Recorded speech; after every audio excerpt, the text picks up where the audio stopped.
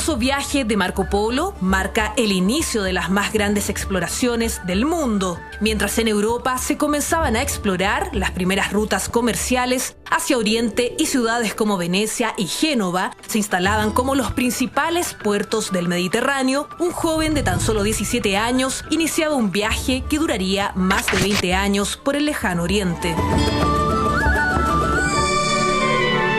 Los relatos sobre su viaje sirvieron para describir zonas inexploradas por los occidentales, descubriendo una civilización más avanzada que la occidental, los que fueron inmortalizados por su compañero Rustichello da Pisa bajo el título de Los viajes de Marco Polo, que levantó el interés de otros viajeros por el Nuevo Mundo. Los viajes de Marco Polo, que serviría posteriormente de inspiración para otras exploraciones, como las de Cristóbal Colón y el descubrimiento de América. Además, atraería hacia aquellos lugares extraños otras misiones. Ejemplo de ellos son los evangelizadores jesuitas. ¿Qué vio? ¿Qué les sorprendió? ¿Existió Marco Polo o todo su relato es fruto de la imaginación y la leyenda? Queridos amigos, iniciamos la sesión junto a Dr. File y la gran pregunta para comenzar: ¿existió efectivamente Marco Polo o es producto de una leyenda? Una gran polémica hoy día en los historiadores, porque en realidad Marco Polo, no hay registros históricos de la existencia real de Marco Polo, salvo un manuscrito y los primeros manuscritos que datan de fines del siglo XIII sobre este viaje maravilloso de Marco Polo. Pero en realidad, si uno se mete a escarbar ¿qué fue de este hombre que refleja toda una época? Porque Marco Polo refleja el hombre de la modernidad. Quizá el primero de los más grandes exploradores de todos los tiempos de la Tierra. Un hombre que refleja el conocimiento moderno, porque recordemos que se va a ir iniciando en ese siglo XIII, XIV, todo lo que es la modernidad, bajo el concepto de que el conocimiento verdadero es el conocimiento que yo puedo tocar, ver. Entonces, lo empírico. Lo empírico. Entonces, ver para creer, ahí parte. Ahí parte. Y claro, ver para creer, tenían que aparecer los primeros exploradores de lo concreto, de lo material del mundo. ¿Es un mito este que Cristóbal Colón en sus viajes llevaba bajo el brazo, cual amuleto, un libro de Marco Polo? No, no es un mito desde mi punto de vista. Cristóbal Colón llegó a América y llegó a la isla de Cuba pensando que era la isla de Japón descrita por el libro que llevaba de Marco Polo, Las maravillas del viaje de Marco Polo. El libro que llevaba Cristóbal Colón lo llevaba anotado, es decir, lo rayaba, lo estudiaba, porque como te decía, se transformó en época en que no había imprenta en realmente un gran libro que después con la imprenta del 1444 se transformó quizá en el primer gran bestseller de todos los tiempos. Excelente. Los viajes de Marco Polo. Un libro dedicado especialmente a los mercaderes. Pero respecto de la pregunta clave, mira, todas las imágenes que nosotros vemos de Marco Polo, aunque este es Colón, pero no hay ningún retrato de Marco Polo. No hay ningún registro histórico de que existió realmente Marco Polo bajo la historia actual que necesita comprobación. E incluso en China y en el Oriente, donde supuestamente estuvo, tampoco hay registro de la existencia de este viaje y ni siquiera de la presencia de Marco Polo como embajador de Kublai Khan en todo el Oriente, y en el imperio más grande de todos los tiempos en aquel momento, que era el imperio mongol. Por lo tanto, uno tiene que situarse primero, más que en la historia, en un relato muy entretenido, fantástico, mágico, lleno de milagros, pero dentro del punto de vista no de la historia. Tampoco es una bitácora de viaje, es mucho más entretenido que una bitácora de viaje el libro de Marco Polo, pero no es historia. Y sin embargo, ha pasado, hasta el día de hoy en el recuerdo como si fuese realmente una persona que existió. En este sentido, bueno, es similar a lo que pasa con muchos autores de la antigüedad, que quizá no hay muchos relatos históricos, pero uno da por cierto de que existió Marco Polo y que influyó, bueno, a toda una época en su momento dado, que reflejó quizá el primer hombre real de este explorador de lo concreto, el hombre de la modernidad, el gran explorador que marcó toda una época. Todos los grandes exploradores posteriores, colonizadores, descubridores, son de cierta forma discípulos de Marco Polo, ¿no? Por supuesto que sí. Como exploradores, sí. Antes pensemos que nosotros en el siglo IV, 300 y tanto antes de Cristo, apareció Alejandro Magno. Alejandro Magno, claro, llegó hasta la India, pero no era un gran explorador, era un gran conquistador. Como explorador, por eso digo, es un gran inspirador para todo lo que nos gusta explorar, los mundos desconocidos. El libro Marco Polo que está acá es fantástico y da ese impulso de ir caminando hacia lo desconocido, caminando hacia tierra incógnita.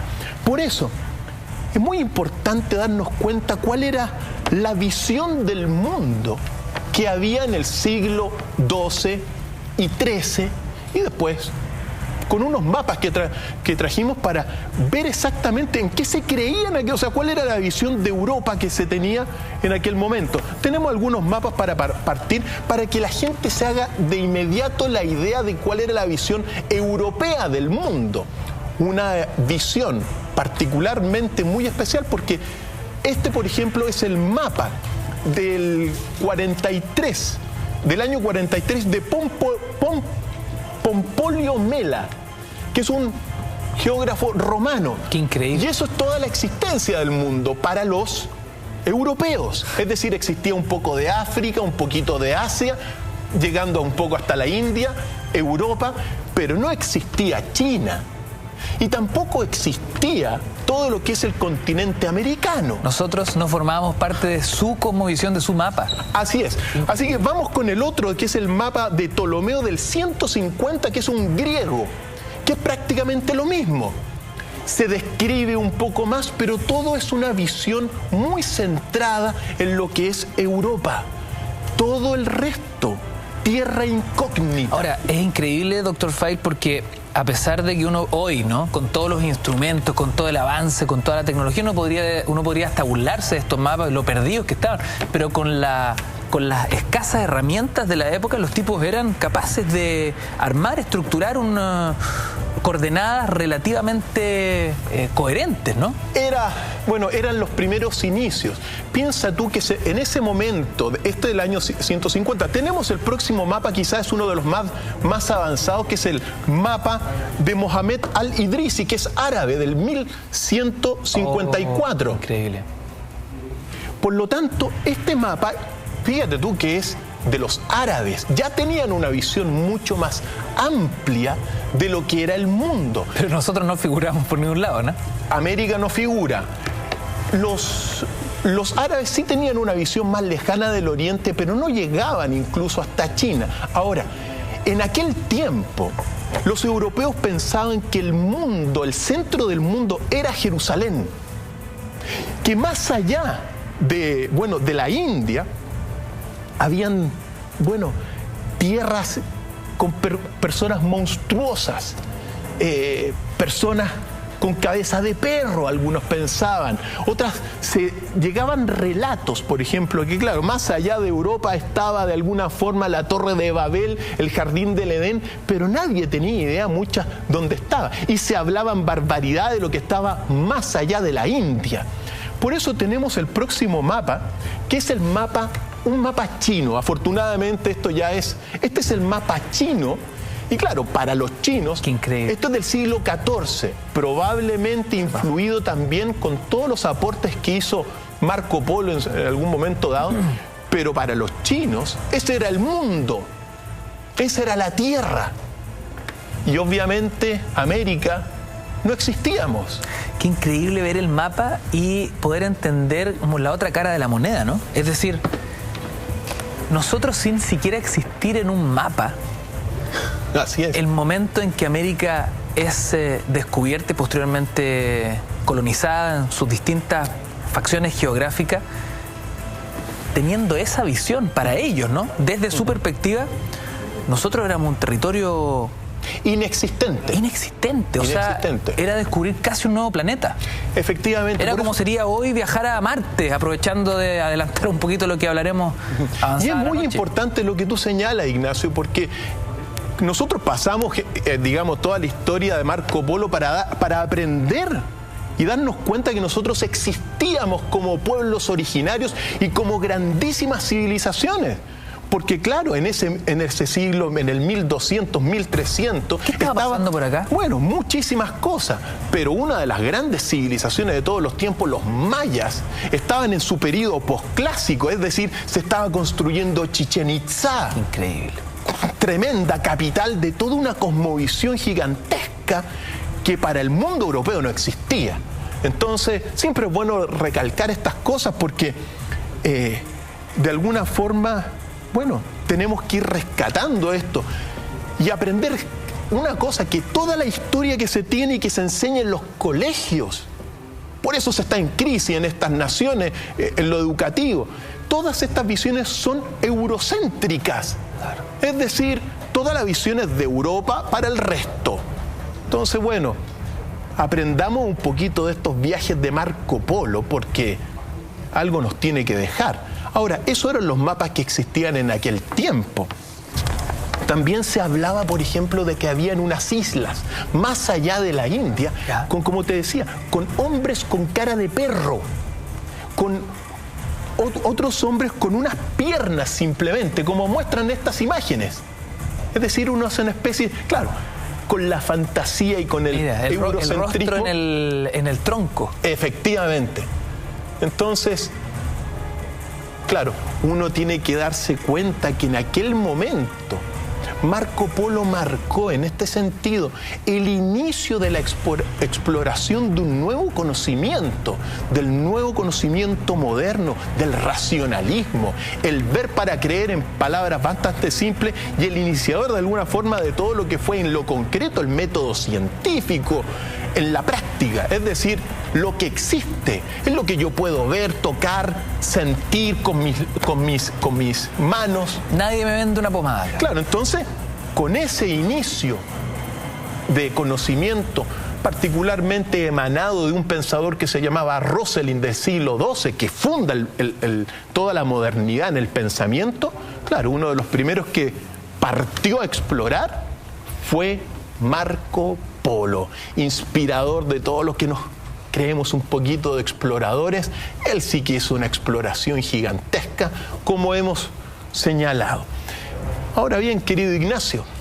Cristian, estamos aprovechando de revisar estas imágenes una vez más para todos nuestros amigos que se suman y comentan en Twitter. Ha causado gran impacto en nuestra cuenta @mentiras_la_red con el hashtag DrFileMB. Paréntesis, tenemos pregunta al aire para que la revisen. Ha causado gran impacto estos mapas donde el mundo europeo tenía una visión, digámoslo con todas sus letras, ¿no? Totalmente errada de cómo era efectivamente el planeta en el cual vivíamos. Y mientras en América habían civilizaciones en pleno desarrollo, ellos ni siquiera nos tenían en consideración. E incluso uno puede decir que en el viaje de Marco Polo es algo así como descubrir otra galaxia. Prácticamente, sí, un nuevo mundo.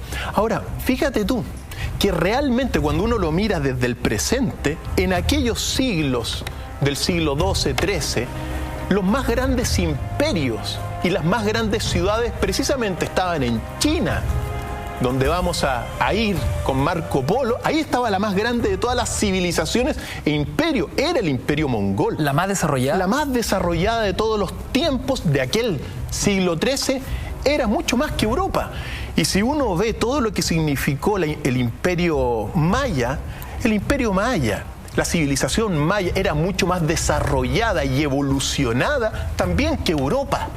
Entonces, bueno, esa es la visión que uno tiene desde el punto de vista actual.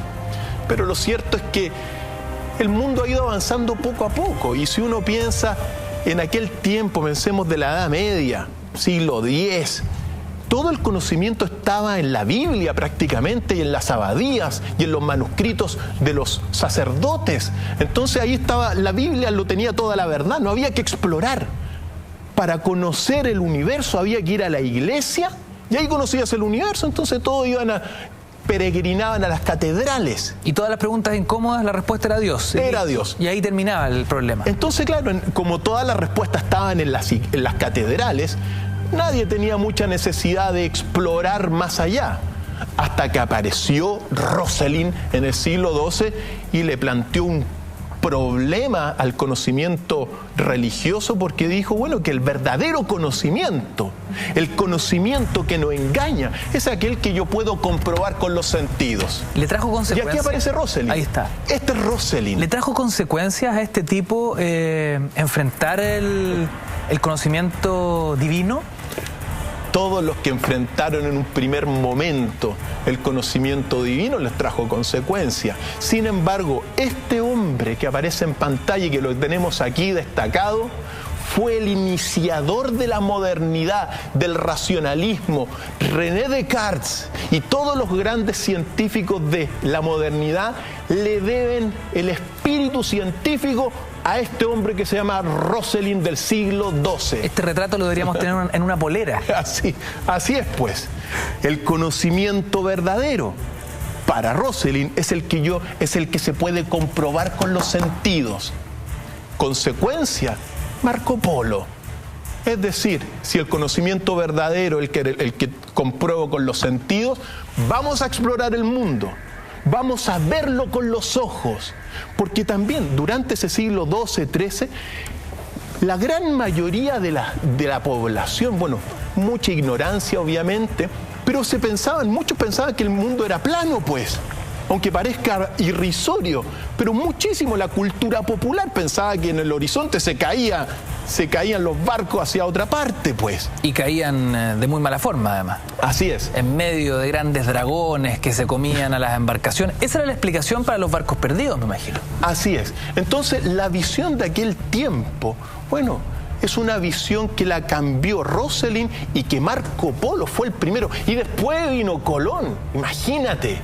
Y después vinieron grandes expedicionarios, Vasco de Gama, Magallanes, Darwin y tantos otros que salieron aquí a explorar el mundo verdadero, pues, el que no engaña, es del conocimiento que uno lo puede probar con los sentidos. Importante. ¿Para qué, querido Ignacio? Para meternos ya y conocer un poco lo que fue el imperio mongol, que es el imperio que va a conocer Marco Polo en su viaje. Y para eso hay que hablar de un temible guerrero y sabio gobernante que se llamó Gengis Khan. Porque Gengis Khan, que vemos aquí en pantalla, este es un retrato de Gengis Khan, mira, el gran Khan del imperio mongol. Uno tiene que decir algunas cosas. Famoso Gengis. Fíjate tú que Gengis Khan, bueno, asume como emperador, gran emperador en el 1206 y después comienza la expedición para, bueno, conquistar grandes tierras. Pero uno tiene que recordar algunas cosas de este hombre que estamos viendo en pantalla. Lo que tiene que recordar es que, mira, en 25 años como gran emperador, como gran Khan, conquistó más tierras que el imperio romano en 400 años. Este hombre, fíjate tú que también es una máquina. El imperio de Gengis Khan prácticamente tenía era tan grande como toda la superficie de África. Hoy día, la mayor cantidad de población del mundo, es decir, más de 3.000 millones de personas, actualmente viven en los antiguos terrenos y territorios conquistados por este hombre, Gengis Khan, que transformó, y aquí está, esta es la máxima extensión que llegó el imperio mongol. Es decir, estamos hablando desde China hasta prácticamente la frontera este de Europa. ¡Qué increíble! Fue en el siglo XII y XIII el mayor imperio de la tierra, gobernado en su primer momento por Gengis Khan, y durante el viaje de Marco Polo por el nieto de Gengis Khan y quinto sucesor, Kublai Khan, que es el gran emperador del imperio mongol.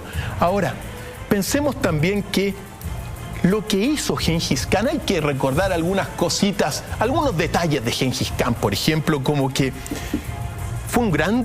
Mira, se le ha pintado digamos, tiene una imagen muy temible Gengis Khan, y como guerrero era temible, terrible, cuando pasaba por... y bueno, devastaba. Incluso se dice que uno de los que inventó la guerra biológica, porque cuando asediaba el imperio de el ejército de Gengis Khan alguna ciudad, con las catapultas se enviaban a hombres, a cuerpos enfermos con peste bubónica, es decir, hombres enfermos con peste bubónica, se les lanzaba a las ciudades asediadas. Entonces los envenenaban con peste bubónica y en vez de tirarle piedras, le caían cuerpos contaminados. Cuerpos contaminados. ¿Cuerpos sin vida? Sin vida. Mira, no me extrañe que más de alguno vivo lo hayan tirado. Si eso... La guerra es así, es despiadada. Pero fíjate tú lo que hizo. O sea, fue temible, pero al mismo tiempo, claro, instaura el imperio así Gengis Khan, pero al mismo tiempo es respetuoso. Claro, una vez que domina, es respetuoso de las creencias. Respetó a todos los que se sometieron, a los cristianos, a los musulmanes y, por cierto, a los budistas, porque ellos eran budistas en ese sentido. Increíble, los dominaba, pero respetaba sus credos. Por eso era sabio, en ese sentido. Es decir, la guerra hay que imponerla con la fuerza, pero en el momento de gobernar lo hacía con mucha libertad, muy respetuoso. Y uno tiene que recordar el ejército que formó. Las redes de comunicación, por ejemplo, que son fundamentales. El ejército mongol es un ejército a caballo, son jinetes. Su peor arma eran las flechas, unas flechas que cuando tú las tirabas silbaban. Entonces tú sabías dónde iban dirigidas las flechas por los silbidos. Y ahí llegaban... Cientos. Y atravesaban las armaduras de aquel tiempo. Entonces... El ejército de Gengis Khan, como te digo, dominó todo lo que vimos. Por lo tanto, una caballería tremendamente poderosa, con un cuerpo de ingenieros también para los asedios, muy inteligente, y con tropas bien alimentadas. Fíjate tú que se alimentaban de... Sí, estas son algunas de las invasiones del imperio de Gengis Khan. Ahora, las tropas se alimentaban de yogur. ¿Ya? Se alimentaban también con una leche fermentada, que era como alcohol, y también de mijo, que era un cereal. ¿Leche fermentada? Leche fermentada. Eso no hace bien para la guatita. Pero eso es lo que tomaban. Ahora, la base del gran poder de los mongoles eran los caballos. Gengis Khan tenía cientos de miles de caballos, sobre todo los caballos blancos. Recordemos que toda la estepa euroasiática, es decir, todo lo que es desde la India, Afganistán, el actual Afganistán, Irán, Irak, es una estepa nómade. Entonces viajaban durante muchísimo tiempo para un lado, para otro, constituyendo lo que va a ser el gran imperio mongol. Comienza el gran viaje de Marco Polo de regreso al oriente, digamos, acompañando a su papá y a su tío más feo. Lo que vemos aquí era la división también en canatos que dejó Kublai Khan, por cierto. ¿Canatos? Canatos. ¿Qué eran los canatos? Estas grandes divisiones de territorio donde cada canato, 4 canatos, eran gobernados por, mira, muy frecuentemente por hijos del gran Khan, Kublai Khan. Entonces, así se distribuyó. Este mapa lo muestra después de la muerte de Kublai Khan. Por lo tanto, tenemos también... Un canato podría ser, en una lectura actual, algo más similar a un distrito, a un municipio, a una región. No, una gran región, países enteros. Pensemos lo que era todo eso. Son países y países. Sí. Un kanato podría ser hoy un país. Así es. Y ese que vemos en pantalla, queridos amigos, es Kublai Khan, el gran emperador durante el viaje de Marco Polo, el hombre más poderoso de la Tierra. Cristian, antes de continuar, ponemos nuestra pregunta al aire porque queremos regalar libros. Queridos amigos, tengo acá en mis manos este texto firmado justamente por Cristian Contreras Radovich. ¿Por qué ocurrió el Big Bang? El enigma del origen del universo, uno de los libros que regalamos esta noche, sumado a este firmado por un premio nacional de educación. Además, se lo estaba leyendo acá, doctor honoris causa del Consejo Mundial de Educación. Toda mi vida dedicada a la educación chilena y latinoamericana, firmado por Viola Soto Guzmán. Dos textos que estamos regalando a través de nuestra cuenta Twitter con esta pregunta. Pongan atención. Ahí está. ¿Cómo se llamaba el gran Khan durante el viaje de Marco Polo? Kublai Khan retuitea o Gengis Khan pincha me gusta. Hashtag DrFileMB, @mentiras la red, y ya tenemos 103 retweets versus solo 64 me gusta. Participa y gana en nuestro programa a esta hora de la noche. ¿Cuáles fueron los episodios de la ruta hacia el oriente? ¿Cuáles fueron los grandes hitos, los extraordinarios hitos que marcan ese tramo del viaje de Marco Polo? Mira, hicimos una pequeña selección porque son muchísimos maravillas los que dio, pero uno de los primeros, digamos, episodios importantes es el episodio con la ciudad de Saba, en el norte del actual Irak, donde habrían estado enterrados los 3 reyes magos. Según Marco Polo, en esa ciudad están enterrados los 3 reyes magos que visitaron a Jesús. Y cuenta una narración muy singular porque, mira, es importante contrastar estas cosas porque uno tiene como antecedente que los Reyes Magos venían de la ciudad de Ur, que queda a 300 kilómetros al sur de Bagdad. Pero según Marco Polo, los Reyes Magos vivían, y más bien dicho, estaban enterrados en la ciudad de Saba, que es donde tenían su centro de operaciones, que está a 300 kilómetros al norte. Entonces, bueno, ¿de dónde eran los Reyes Magos? Primer gran episodio. Según, como te dije, según Marco Polo, de Saba, 300 kilómetros al norte de Bagdad. Pero él cuenta una narración, según lo que él fue recogiendo ahí de los Reyes Magos. Claro, estos 3 Reyes Magos le llevaron oro, incienso y mirra. Si era oro, si el niño Dios en este sentido tomaba el oro, quería decir que iba a ser un gran rey terrestre, según ellos. Si tomaba lo que es el incienso, iba a ser un dios. Y si tomaba la mirra, iba a ser un médico. Y le llegaron, según lo que dice Marco Polo, pero Jesús, de 13 días, según esta narración, tomó los tres elementos y les dio un obsequio a cambio. En un cofre les habría entregado a los Reyes Magos una piedra. Y cuando los Reyes Magos se devuelven, según esta narración, ven lo que tenían en el cofre y dijeron, ¡una piedra! No estafó. Prácticamente. Y la tiraron, la despreciaron y la tiraron a un pozo. Mira. Y del pozo surge una llamarada de fuego. Ahí se dieron cuenta, según la narración de Marco Polo, que Jesús era el Hijo de Dios, era el mismo Dios, según estas narraciones. Y lo que hicieron fue coger ese fuego y se lo llevaron a su ciudad de Saba y se transformaron en los magos adoradores del fuego conocidos en toda la región. Primer gran episodio fundamental porque, bueno, nos narra esta imagen colectiva que se tenía de los Reyes Magos. Si existieron, habrían venido de Saba, no de Ur, en fin. Pero cuentan toda esta leyenda muy interesante, este relato de Marco Polo.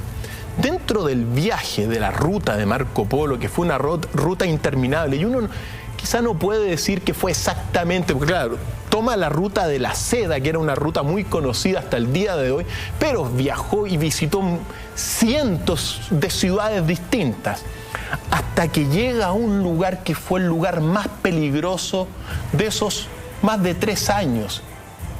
3 años, 2 años y medio a 3 años que dura el viaje de Marco Polo, que es el desierto del Gobi. El desierto del Gobi uno se tiene que detener acá, porque según la tradición y según el relato de Marco Polo, es el lugar más peligroso de todos. Un lugar de 800 kilómetros cuadrados, de 800 kilómetros cuadrados de extensión. En la noche se cuenta que voces de los espíritus del desierto llamaban por sus nombres a los visitantes que iban con Marco Polo y bueno, y los hacían desaparecer. Pero ¿por qué es importante este desierto de Marco Polo, del desierto del Gobi? Porque según las tradiciones del Oriente, el origen de los pueblos indoeuropeos proviene de este desierto. Es decir, todas las grandes tribus indoeuropeas provienen del desierto del Gobi. Y lo que es más, según un lejano mito, el gran reino de Agartha se esconde bajo esas dunas. Un reino de Agartha que es una tierra subterránea bajo la tierra. Sería el lugar más peligroso de todo el viaje de Marco Polo, poco antes de llegar precisamente al palacio de Chengdu, que ese era el palacio del Kublai Khan. Entonces, muy interesante que todos los amigos conozcan esto. Y esto que vemos en pantalla es lo que vio, bueno, esto es lo que queda hoy día, lo poco que queda hoy día del palacio de Chengdu, que es el palacio de verano del Kublai Khan, popularmente conocido en Occidente como Xanadu. Incluso se hizo una película, Xanadu, creo que con la Olivia Newton-John, recordando el gran palacio mágico de Kublai Khan, que es un palacio que tenía unos 20... Como lo vemos en pantalla, esto es lo que queda. 25 kilómetros de una muralla. Un palacio que era un palacio fundamentalmente que se podía mover, es decir, tenía unos, se podía trasladar el palacio para muchas partes. Grandísimo, mira, lo más grande que pudo haber existido en la tierra en aquel momento era el palacio, ese palacio de Chengdu, pero también lo que vamos a ver después, que era la gran capital del imperio en aquel tiempo. Así que, si quieres, vamos, una vez que se instala, Marco Polo llega, Kublai Khan rápidamente lo nombra como gran embajador, ¿ya? Embajador de todo lo que es, bueno, de todo lo que fue China, es decir, lo mandó para China. Durante los 17 años trabajó en ese sentido como embajador para el Kublai Khan. ¿Qué es lo que vio Marco Polo en China? Porque recordemos que el Kublai Khan gobernaba todo. Lo primero y más importante es la gran capital del imperio mongol, porque él llega a Chengdu, que era lo que vimos, pero 270 kilómetros al sur está precisamente la capital del imperio mongol, que se llama Kambaluk, que es la actual Pekín, es decir, la capital de China. Fue primero, en este sentido, capital del imperio mongol. Increíble. Muy importante también porque Kambaluk, la actual Pekín, cuyo centro es lo que es la ciudad prohibida. La ciudad prohibida primero fue el palacio de Kublai Khan y del imperio mongol. ¿Cómo era esta ciudad? ¿Cómo podemos imaginarla?